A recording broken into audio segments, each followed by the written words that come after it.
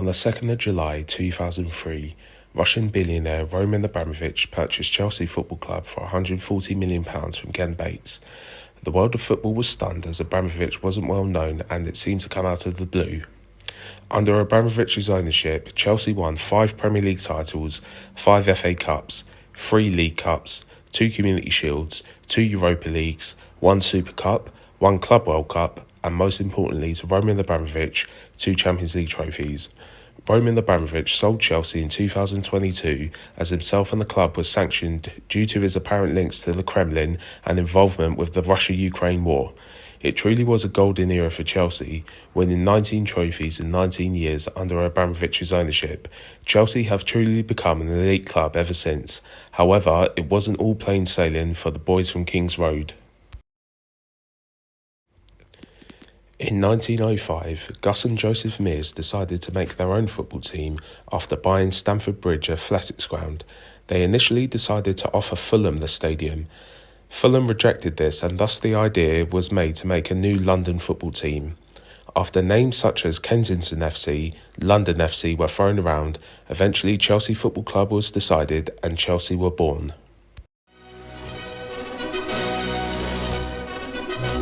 Chelsea the champions, and here they come, taking the field at Stamford Bridge for the match against Sheffield Wednesday. The club waited 50 years for their first major trophy, winning the league title in 1955. This was a shock as Chelsea started off the season inconsistently and were far from the favourites to win the title. However, the Blues defied the odds and lifted the championship under Ted Drake's management. Well done, Chelsea. The club were prevented from competing in the first ever European Cup competition as the English Football Association thought it would be a distraction. However, the Blues would be unable to replicate the success of the 1955 team and Chelsea would sack manager Ted Drake early in the 1961-62 season as the club looked to be in danger of relegation. Chelsea had sold star striker Jimmy Greaves to AC Milan and weren't quite the side they were. Tommy Doherty took over as player-manager but was unable to save the club from relegation. Chelsea would, however, gain promotion first time of asking under Doherty as a full-time manager, finishing second place, squeezing Chelsea in the promotion spot. A period of success would follow for the boys in blue. Chelsea were beginning to bring in young players during this period that would become future legends for the club. The likes of Peter Bonetti, John Hollins, Eddie McCready, Bobby Tamblyn, Peter Osgood, Ron Chopper Harris, Barry Bridges, Peter Houseman and Terry Venables would star for Chelsea during a resurgence for the club. Chelsea were now a young and an exciting team and they would deliver the League Cup to Stamford Bridge for the first time. The League Cup final was competed in 2 legs until 1967. Chelsea defeated Leicester 3-2 at Stamford Bridge and then would draw 0-0 at Leicester's old stadium Filbert Street to become the first London team to win the League Cup. Chelsea would also face Tottenham Hotspur in the first All-London FA Cup final in 1967 but lost 2-1. Dave Sexton would become Chelsea manager in 1967 and under his management 2 more trophies would be added to the cabinet as Chelsea would defeat Leeds in the 1970 FA Cup final where Chelsea won 2-1 in a replay at Old Trafford after a 2-2 draw at Wembley Stadium. The game is infamous as this was the first FA Cup final to go to a replay since 1912, but most notably how physical and hard fought the game was. It's regarded by some as the dirtiest and most brutal match in English football history. It was a game of contrasting styles as Chelsea were seen as the flamboyant side from the capital and Leeds were the hard gritty team from the north. Leeds were one of the best teams in England at this time and had won the league the year before under the management of Don Revie. The following year, Chelsea won their first ever European trophy. The Blues defeated Real Madrid in the European Cup Winners' Cup final.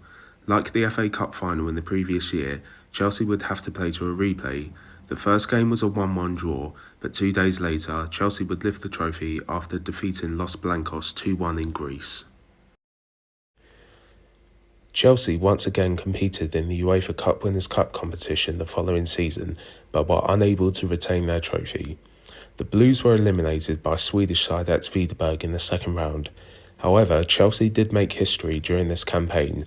Chelsea secured their biggest ever win in the club's history, beating Luxembourg side Jeunesse Hout Carriage 13-0 at Stamford Bridge in the second leg tie after winning 8-0 in the first leg, winning 21-0 on aggregate.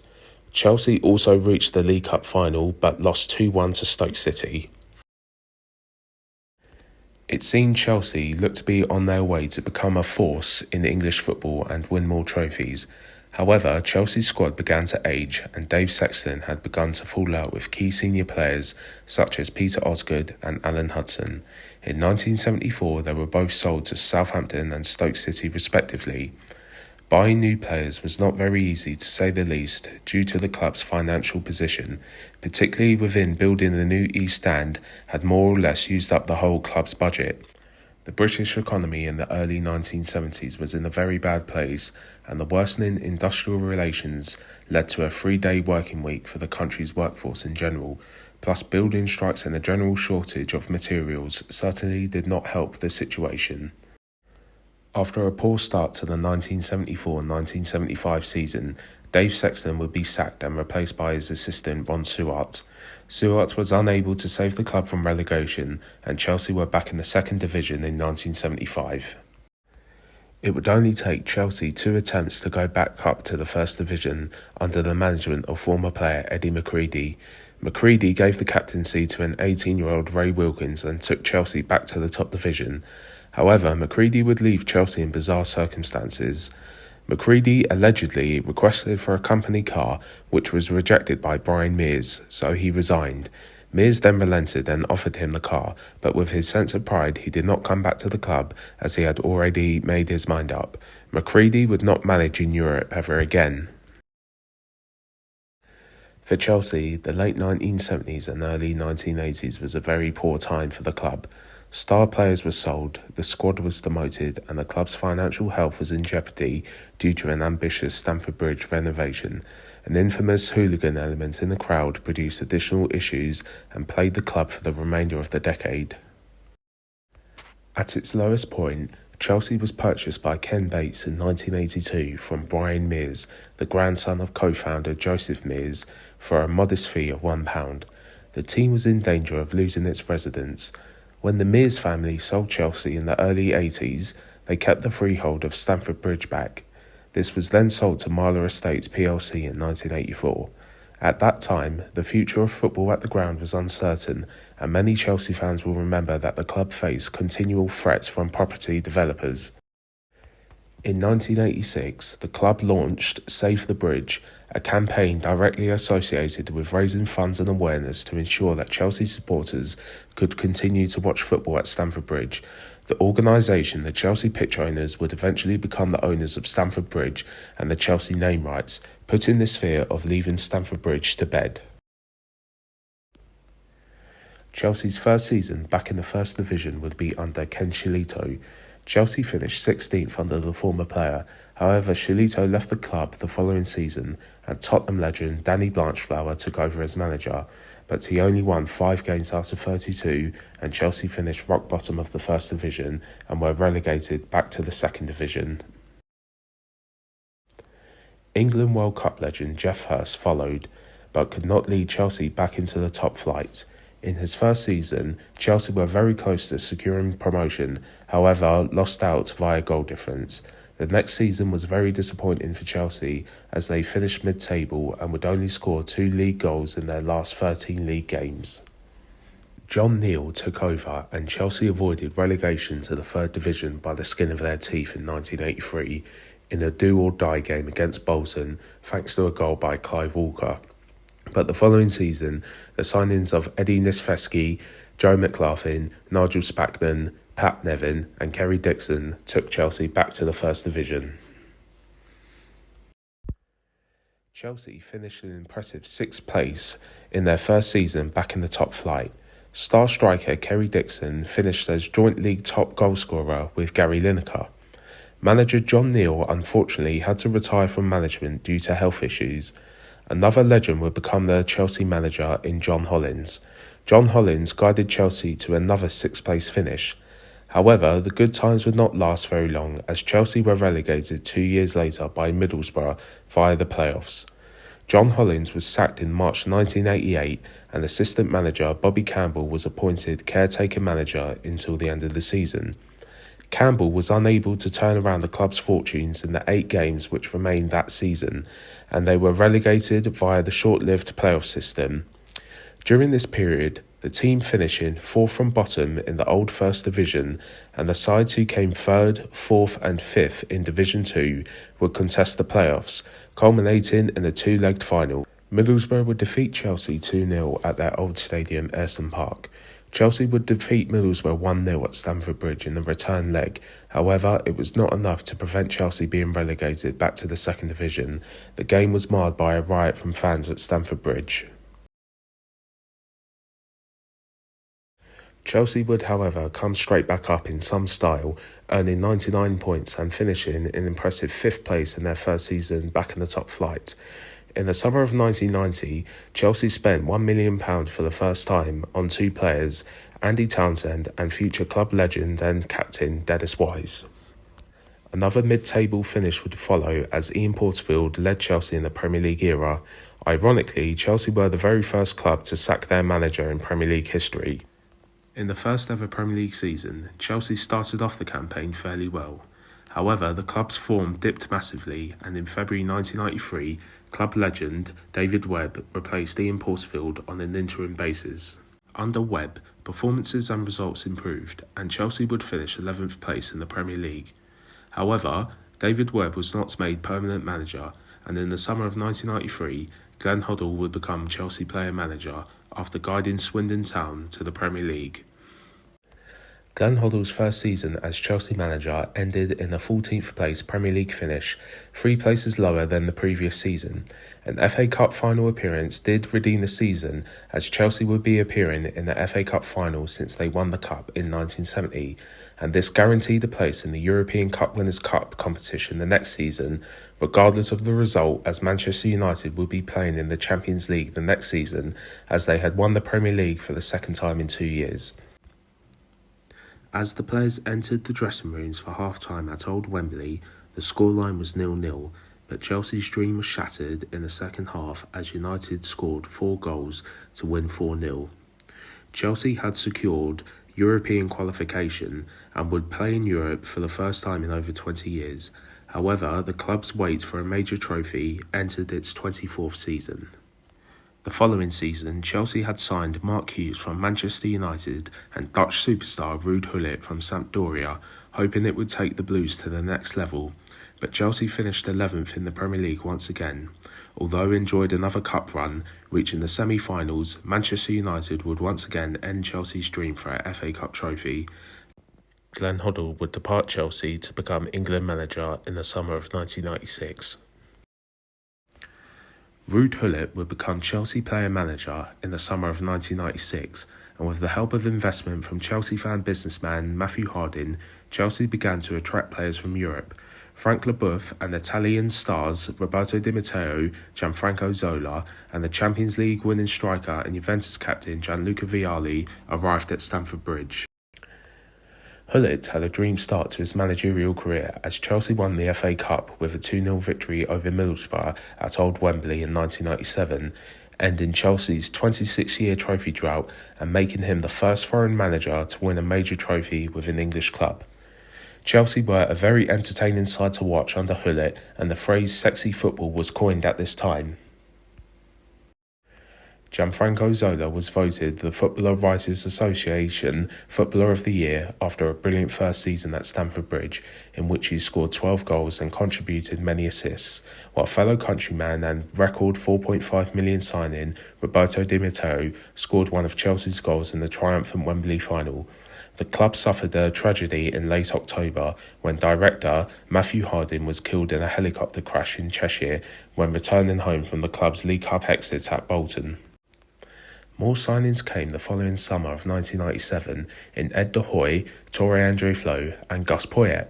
Things were going well for Chelsea on the field. However, in February 1998, Ruud Gullit was sacked after falling out with Ken Bates. 33-year-old player Gianluca Vialli took over as player-manager and immediately found success, winning the League Cup, defeating Middlesbrough once again 2-0 in the final at Old Wembley, and defeating Stuttgart 1-0 in the European Cup Winners' Cup final after Zola came off the bench and scored a brilliant goal, securing Chelsea's first European trophy in 27 years. In Gianluca Vialli's first full season as Chelsea manager, Chelsea would win the UEFA Super Cup, defeating European champions Real Madrid 1-0 in the final, thanks to a late goal from Gus Poyet. Chelsea would finish third in the Premier League, just 4 points behind Manchester United, who won the treble. Gianluca Vialli also gave a debut to future captain and legend John Terry. The 1999-2000 season had its ups and downs. With Chelsea coming close to winning the title the previous season, many fans thought Chelsea would end their first wait for a league title since 1955. Chelsea finished 5th place in the Premier League, but won the FA Cup, defeating Aston Villa 1-0 in the final at Old Wembley. Chelsea became the last team to win the FA Cup at Old Wembley before its demolition. Chelsea also had a memorable Champions League run, with a fantastic 5-0 win at Galatasaray and a 1-1 draw at AC Milan, with Dennis Suarez scoring that goal at the San Siro. Chelsea made history as they became the first English side to reach the quarter-final for the first time of asking.